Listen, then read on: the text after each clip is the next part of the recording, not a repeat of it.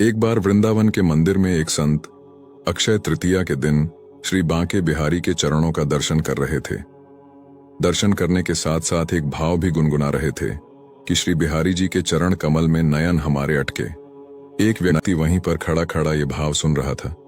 उसे ये भाव पसंद आया और इस भाव को गुनगुनाते हुए अपने घर पहुंचा। उसकी आंखें बंद हैं, श्री बिहारी के चरण हृदय में है और बड़े भाव से गाए जा रहा है। लेकिन उस व्यक्ति से एक गलती हो गई। भाव था कि श्री बिहारी जी के चरण कमल में नयन हमारे अटके, लेकिन उसने गुनगुनाया श्री बिहारी जी के नयन कमल में चरण हमारे अटके। थोड़ा उल्टा हो गया, लेकिन ये व्यक्ति बड़ा मगन होकर गाने लगा श्री बिहारी जी के नयन कमल में चरण हमारे अटके।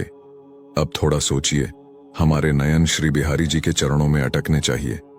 हमारा ध्यान श्री बिहारी जी के चरणों में होना चाहिए, क्योंकि भगवान के चरण कमल बहुत ही प्यारे हैं।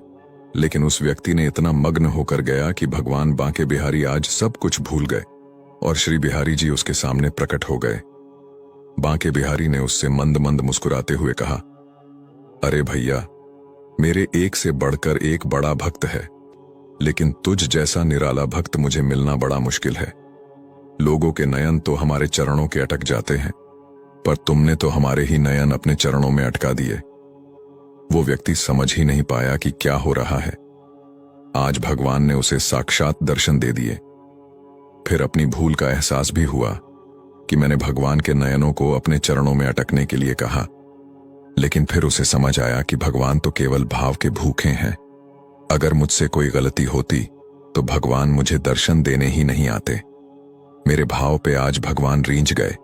ऐसा सोचकर वह भगवान के प्रेम में खूब रोया। उसने साक्षात भगवान को और भगवान की कृपा को बरसते हुए देखा। धन्य है